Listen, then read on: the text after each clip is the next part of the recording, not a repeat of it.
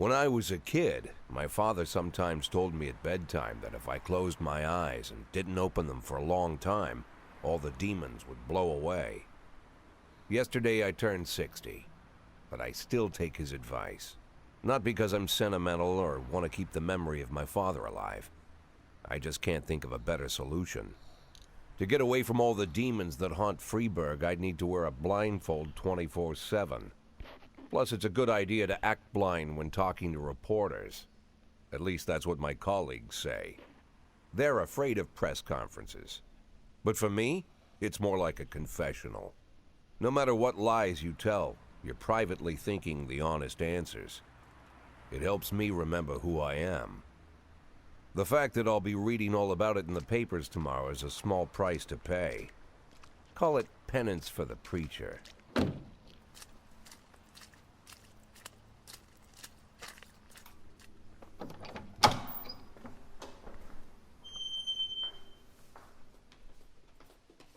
This is the first time I'm afraid of those answers my mind has given me.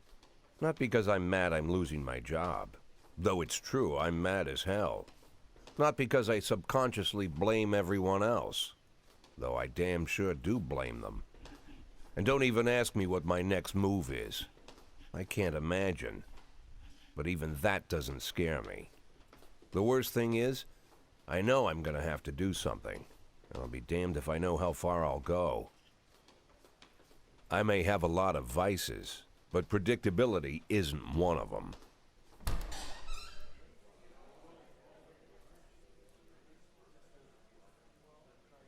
I learned a long time ago how to drive away the swarming demons.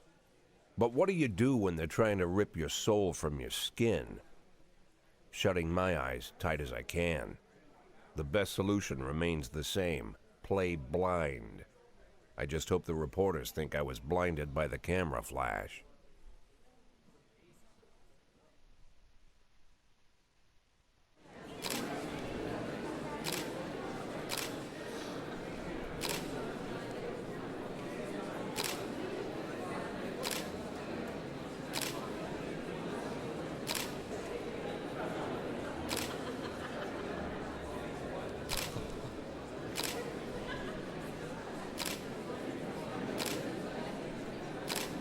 Well, you heard them, ladies and gentlemen. Play dumb. Man, I bet it's that fucking bitch right there that asked that.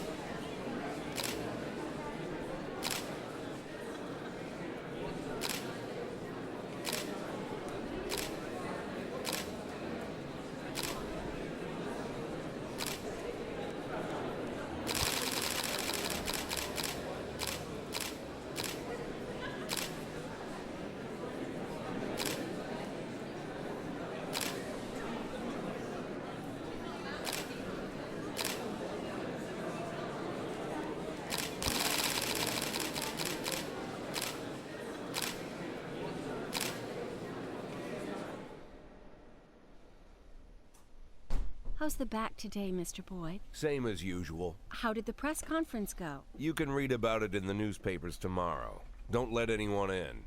Even Mr. Kendrick? Especially Mr. Kendrick.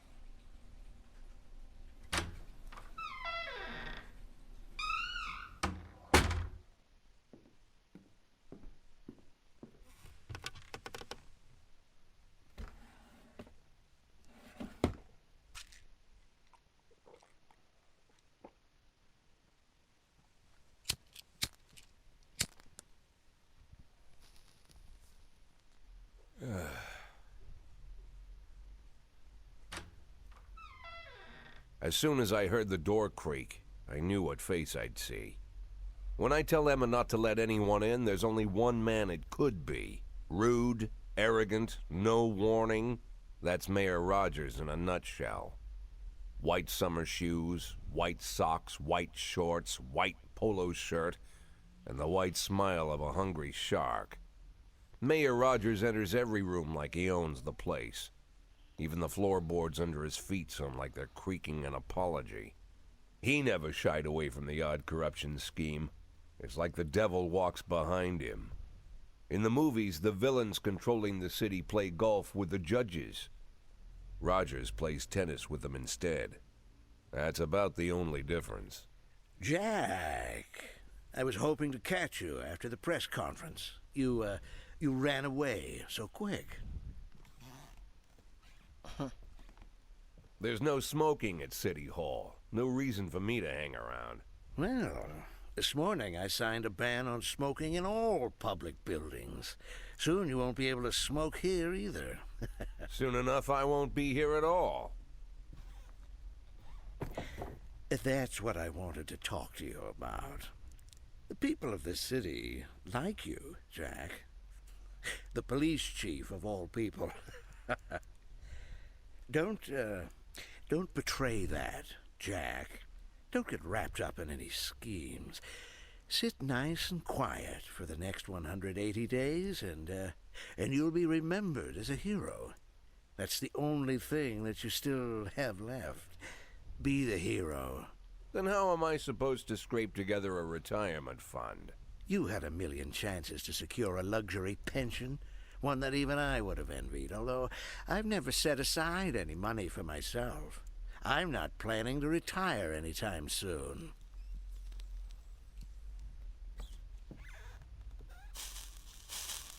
"180 days of quiet, Jack.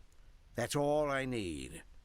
I don't have any problems with you, and you won't have any problems with me. I have a new assistant, Troy Starr. If you have something to tell me, call him. But try not to bother him. He's a busy man." I'll do my best. "And quit smoking at the office. One of my friends will be using it soon."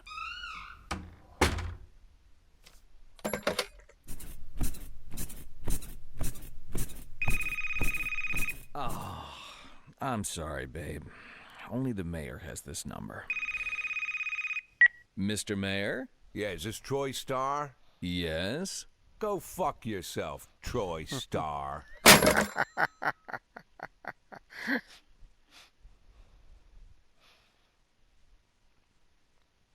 That was cool.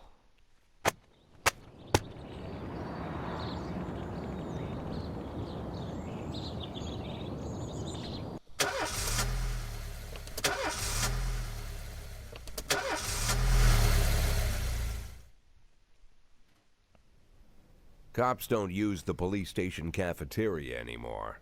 There's some kind of stigma against sitting shoulder to shoulder with your partners.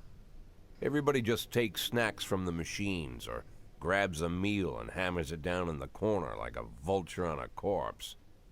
The main thing? Don't look into anyone's eyes. Could be construed as an invitation to sit together. The only people eating here are ghosts.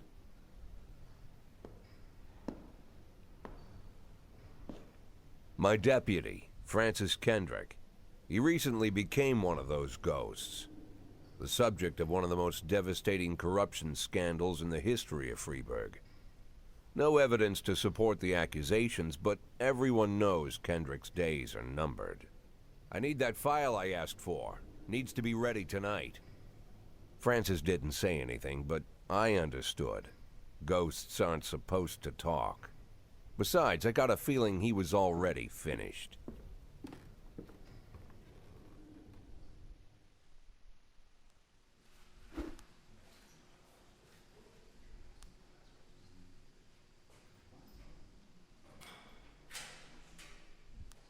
I may regret not learning, but fuck.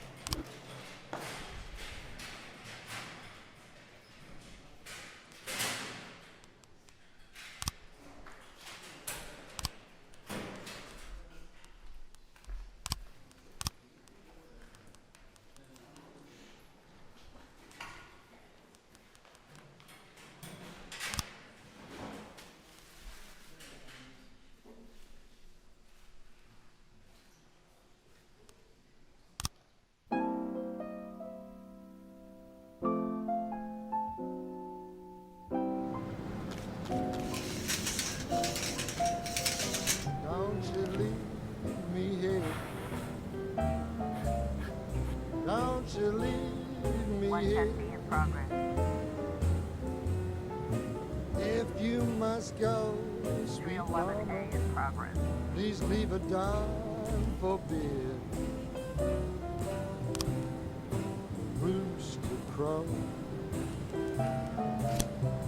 and the hen ran around. She said, if you want my fricassee, you'll have to run me down.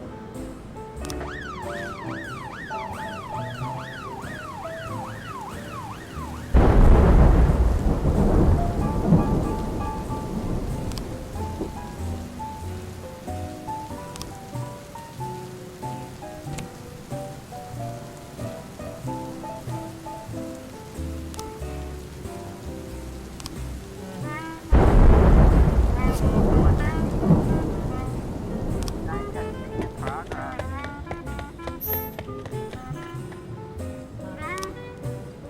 311A in progress. I'm Alabama bound. Alabama bound. I followed you round from town to town. I'm Alabama bound. Don't you leave me here. 412A in progress.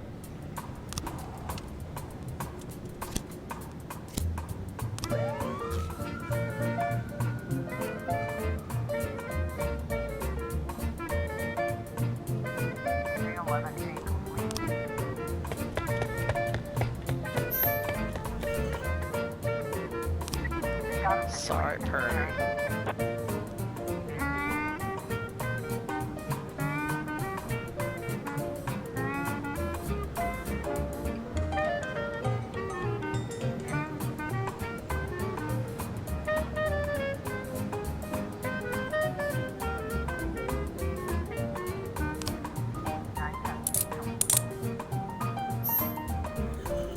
Nice job, guys.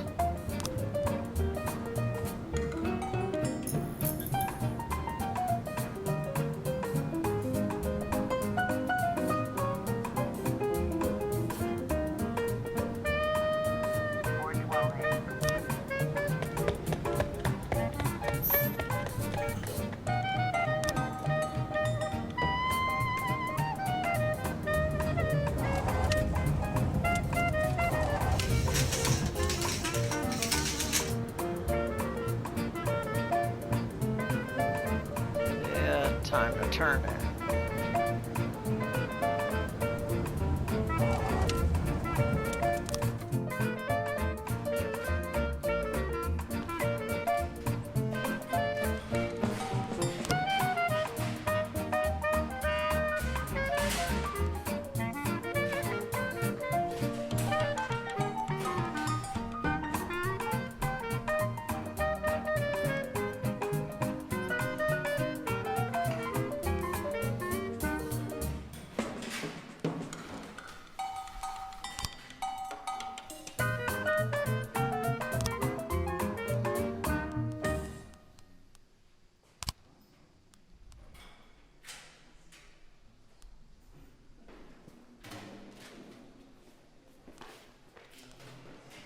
Yeah, we could use an extra one tomorrow.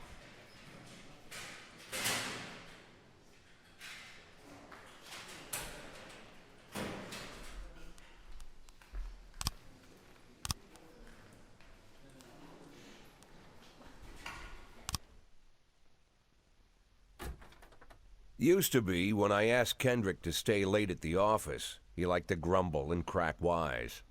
Nowadays, he doesn't have the strength for it. Slumped shoulders, blank stare, wrinkled skin. The past few weeks, I don't hardly recognize my old friend. In his younger years, he reminded me of a gallant royal officer in an old Kipling story. Kendrick isn't just crumbling under the weight of the public pressure, but from the shame of it all. Internal Affairs raided the library he inherited from his grandfather, hoping they'd find buckets of cash stashed in the pages. Heard about the look on his face, the fearless policeman standing helpless in horror. I've known Francis for 30 years. The past 20 years he's played loose with the law. And I know that at a certain point every stolen dollar brings more misery than anything else. Probably sounds crazy, but I sympathize with the guy. What can I do? Your friends are your friends, and these are the waters we swim in. Hey. Called all of the people on that list today. Now they know you're in business, so you could get a call from any of them. You don't need to worry about any of them. I've cleared them all. And what kind of business are we talking here? It's nothing too serious, just like you asked. Should be just a few small favors. Payments will vary depending on the situation and who you're dealing with. How much are you looking to earn? $500,000. $500,000? Why not a whole million? Because everybody wants to take $1 million. Figured I'd try something different. $500,000 in 180 days? Well, you could earn it all above board if you netted all the big fish and hit all your bonuses. Never knew you for a fisherman. Well, you never got into my business, and I'm not trying to get into yours. But be careful about bringing in any other cops. Sooner or later, they'll put the finger on you. And one more thing, Jack. I remember what you said, but I should probably add one more name to that list. Christopher Sand. Sand. Christopher G. Sand. Everyone knows the name, but few could tell you who he is. The old man stays away from the spotlight. Always wears old-fashioned jeans and knitted sweaters. Gives to charity. Rarely attends social events. An avid hunter, I hear. Even dabbles in poetry. You'd never guess he's the head of the oldest and most powerful gang in the city. Goes back as far as his great-grandfather.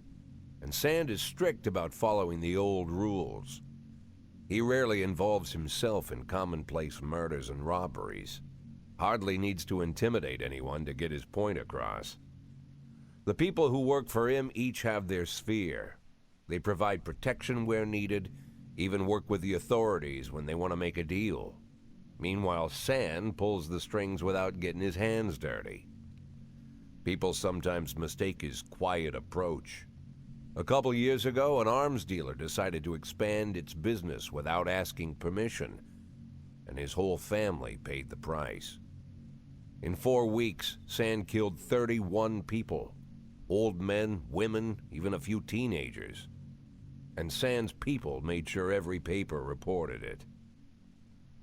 Frank, I don't want to hear you say that name again. Jack, please, listen to me. I'm in with these guys. We agreed, Frank. That's not the kind of business I'm into. I don't go there. Never have, never will. You might need that name whether you like it or not, Bubba.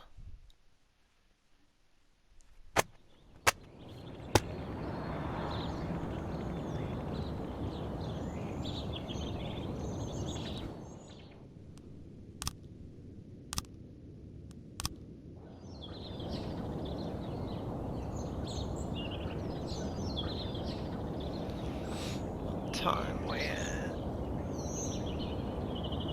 Okay, cool.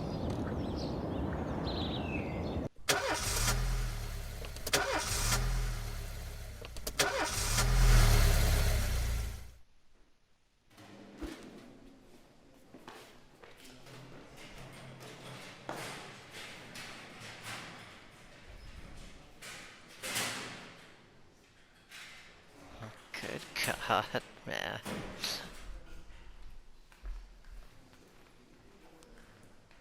Yeah, you gotta come in tomorrow, though, Bubba.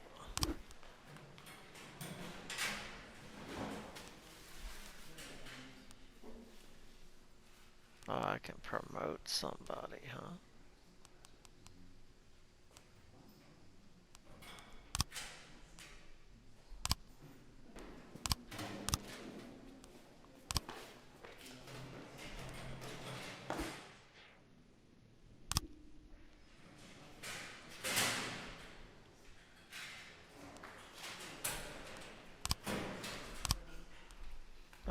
this is Shift A. I use Shift B. Well, yeah, give Yancey. He ran his ass off, man.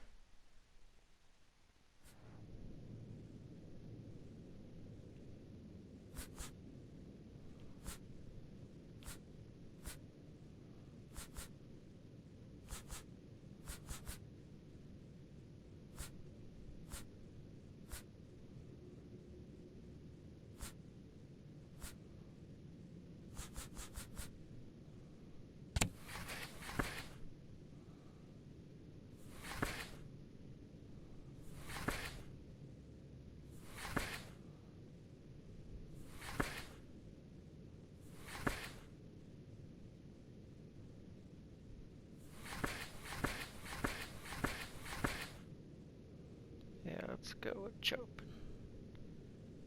Performed by Juan Hay. Alright.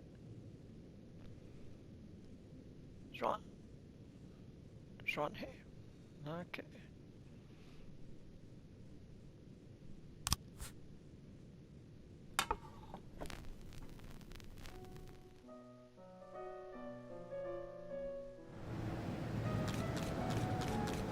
U11 in progress.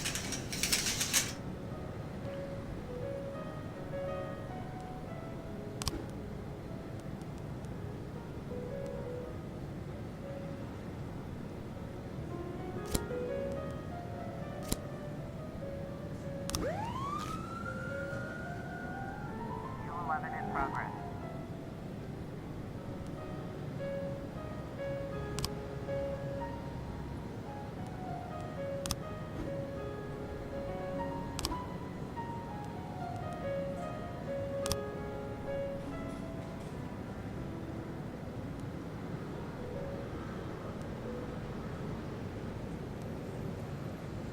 Alright, we don't need anybody yet.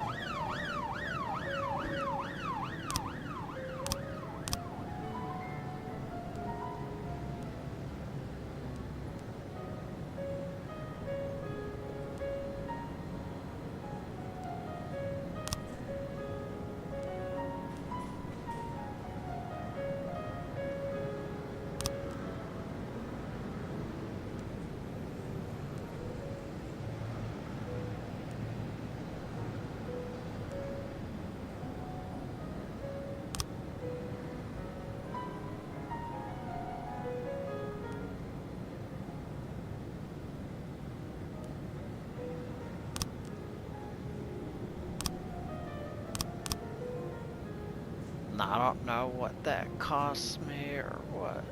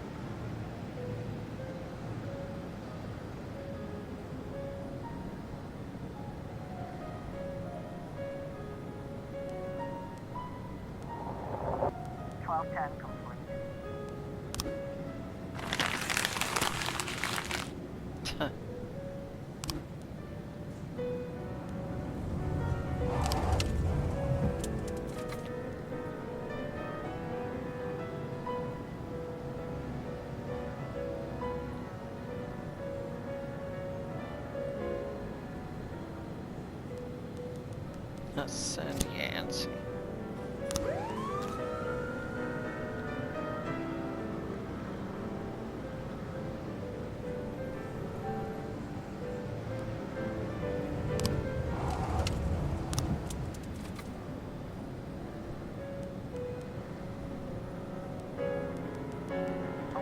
In progress.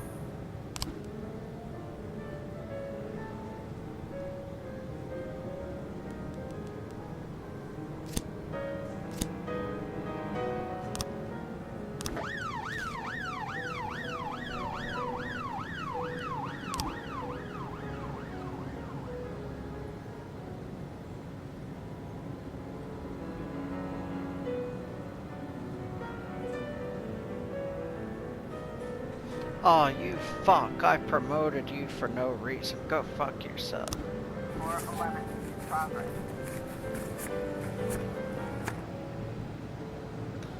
Well, he gave me cash too. I guess I can't bitch too much. Oh god.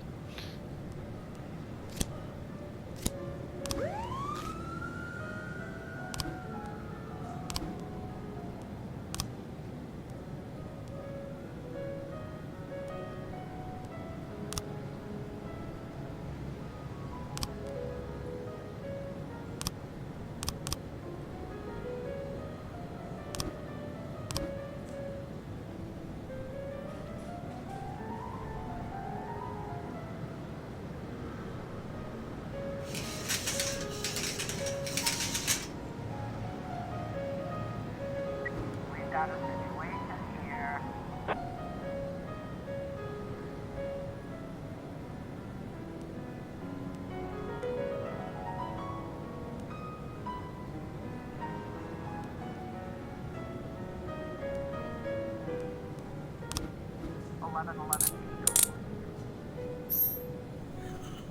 Good job, guys. 411 Ah, cool. They saved him.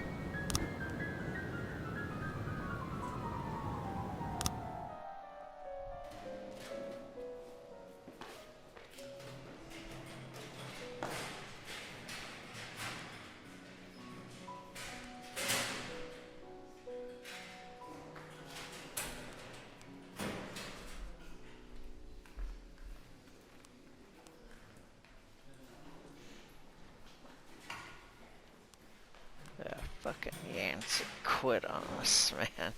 You can make quite a bit being a bouncer, though, if you work at a poppin' club. Guess I can't blame him still, though. I didn't know that was gonna happen. Okay, we got plenty of people to work.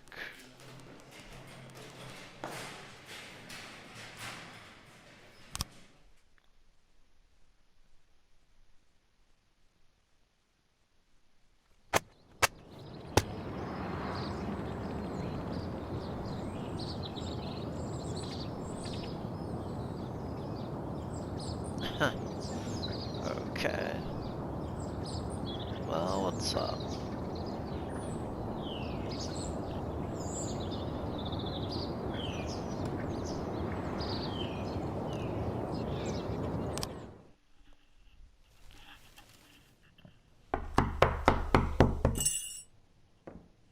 Whenever I'm alone at home and there's a knock at the door, I always hope it'll be my wife, Laura. She's always forgetting her keys. Hello, my name is Steve, and you're Jack Boyd, is that right? To get to my front door, the Bible boys walked about a mile from the local bus stop, jumping over mud puddles and skirting a couple of landfills. Laura doesn't go in for religion either, but according to her, these brave lunatics with their fake smiles deserve at least a minute of attention. She patiently listens to them, asks them questions, regales them with pastries, and never once dropping a hint of condescension. When I watch her do it, I've got to admit it gets me. I'd have hugged those boys, sat with them on the porch and lit up a cigar. But a month after Laura left, all I could do was quietly ask them not to bother me. Today I'm a little rougher still. Shut the door on his nose this time. Another couple weeks at this rate, and I'll be greeting anyone who comes close with my service pistol pointed towards the sky, ready to fire my warning shots. In my life, even the basic stuff never goes like it's supposed to. Normally, when a wife is going to leave home, she'll make a scene, or at least sit everyone down for a serious conversation. But Laura just disappeared. The children in the stories always stand on the side of the mother, but all three of our sons supported me. The in-laws always blame the husband for making their daughter unhappy. But now Sally, Laura's mother, well, we sort of have a pact. The fellow Laura ran off with is young enough to be her son. I hear he's 30 years old. Of all the possible information a man can know about his wife's lover, I get hit with that. Fortunately, Laura's mother doesn't like the way it sounds either. Sally figures this guy just thought he'd have some fun with a mature woman, but he'll be back chasing college girls before the year is out. So we have an agreement. Sally's gonna track down Laura and try to reason with her, and we'll arrange a meeting. Meanwhile, I'm supposed to not do anything stupid, which of course means anything at all. It's a crazy situation. I'm the police chief, and the person I'm trusting to find my wife is an old woman armed with a phone book. But I can't afford to lose Sally as an ally. So for the moment, I had to swallow my pride.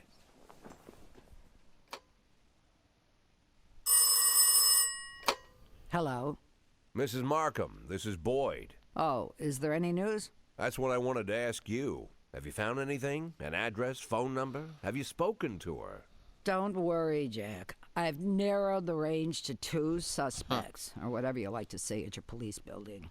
At my police building, we find people faster than a funny old woman chirping on the phone with my wife's girlfriends. Oh, you're an old man, Jack. Come to your senses. They'd give us straight odds on the street. But I've got more energy, Jack. Maybe you think I'm a foolish old woman, but I go to my book club, argue with the girls about Byron, and it gives me energy. I talk to my dogs, and it gives me energy. And you have nothing, Jack. You don't even have a hobby. You got no passion. It's why Laura left you. Let's not go back into that, Sally. Find my wife, and we can discuss my hobbies later. I'm waiting for your call, and my patience is running thin. You lucky to Laura, have her, if Jack. you've stopped loving me, I'll let you go. I can't expect the impossible from you. Just don't let me die out here, okay?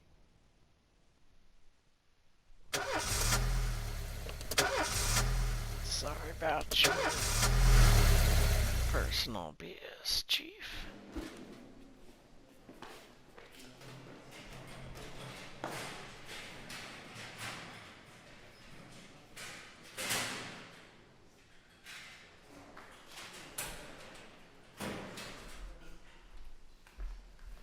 Yes, but come tomorrow.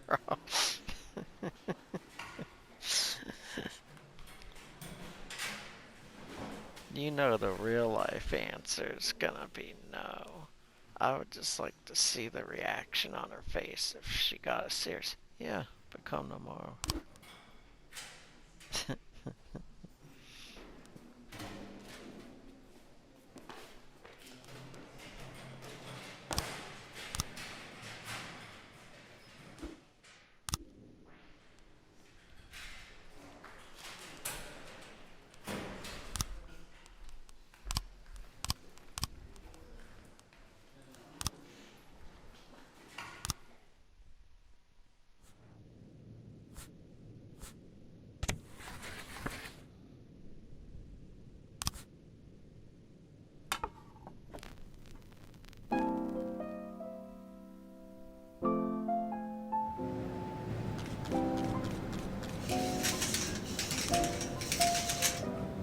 Oh God.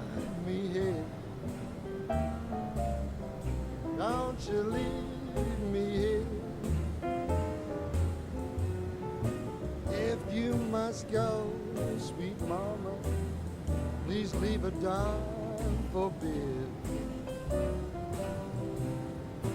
Rooster crow and a hen ran around. She said, if you want my fricassee, you'll have to run me down.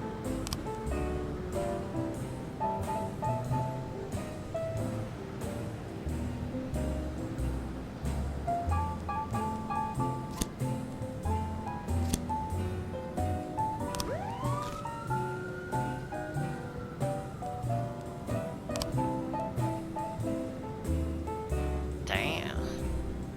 Yo, they weren't kidding, man.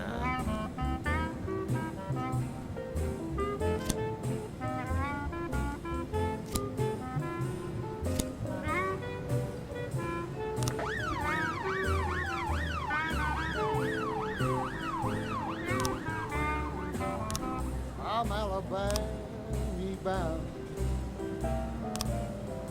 Alabama bound. I followed you round from town to town. I'm Alabama bound. Don't you leave me here.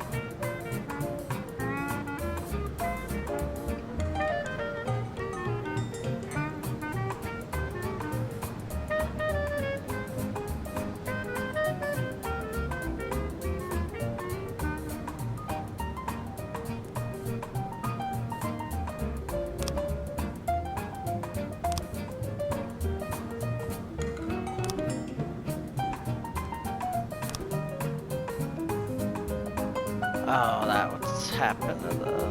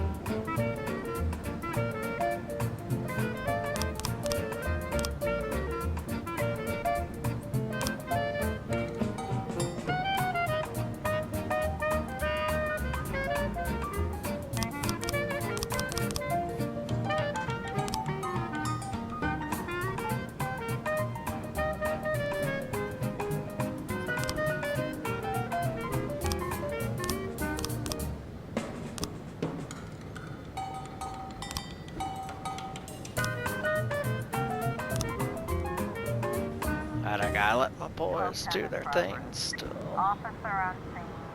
Looks like we have a situation here.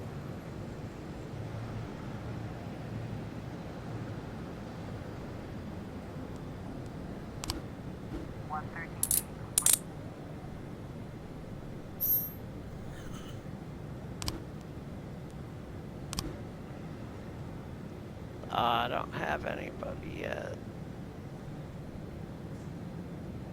Ooh.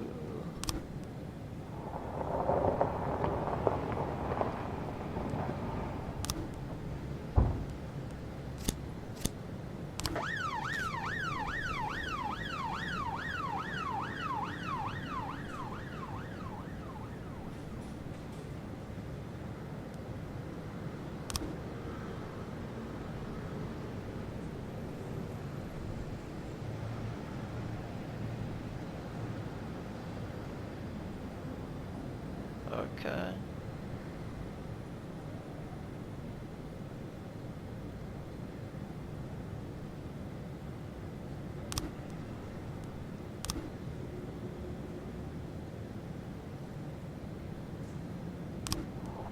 $12.10 complete.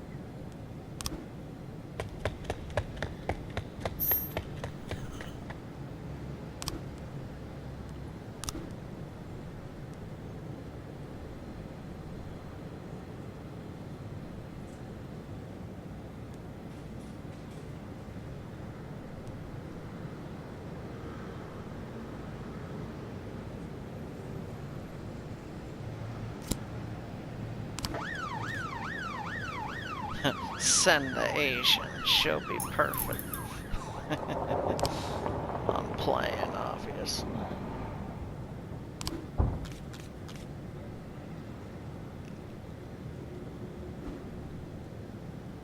Ah, yeah, that ain't no machine gun.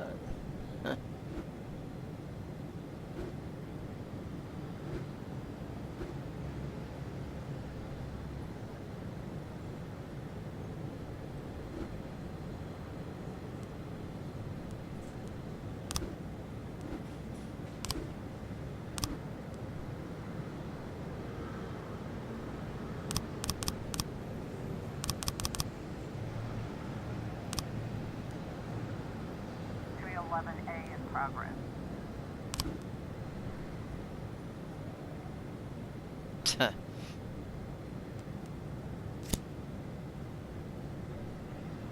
Let Birchie get a little fun. 311A in progress.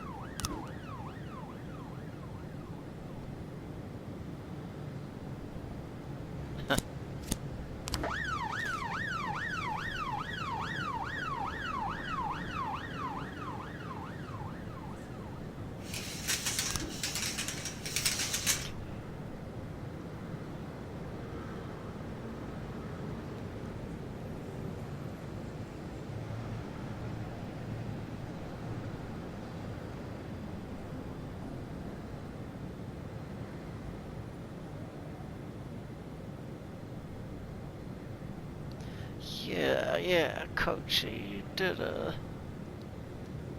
I don't know if that's a misspelling or if she's saying Jap on purpose. Which, sorry, YouTube, I mean, that's what she said. Chief, I just about nailed the Jap a couple times, but he was too fast for me, and I won on points. Yeah, I think that's a misspelling. Because in context, I nailed the jab. I nailed the jab a couple times, but it was too fast for me and won on points.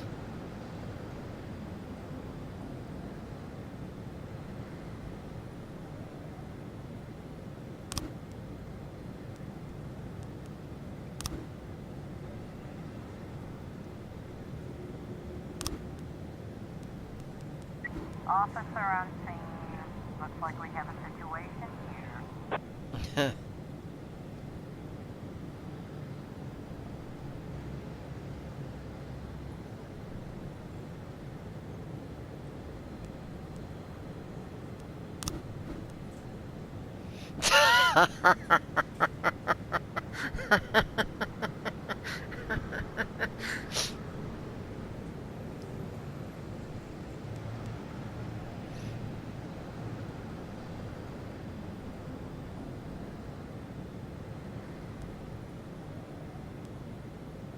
You know, in real life, most cops even would just let it happen. They'd let it go till one of the girls won. Alright, that's enough. 311A complete. Aw, you fucks, you can't even do that right. That's probably my fault. Well, it is my fault. 311A complete.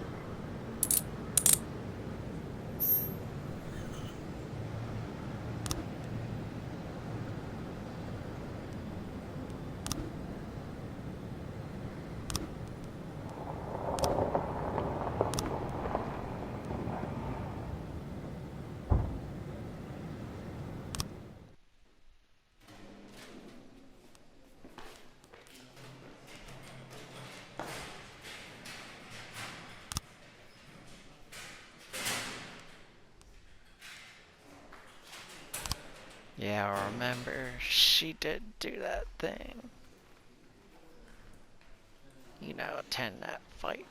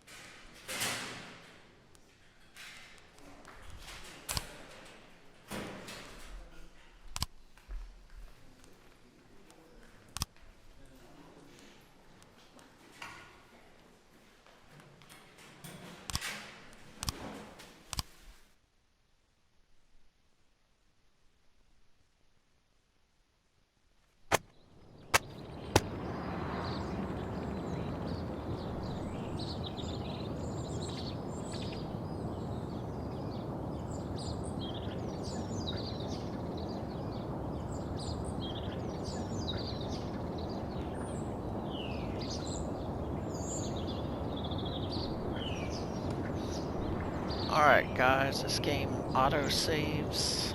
This is the checkpoint. We're at 50 minutes, so I'm gonna go ahead and land this sumbitch right now. Thanks for watching guys. This is a cool game actually. I'm gonna try playing this more. Have a nice night y'all.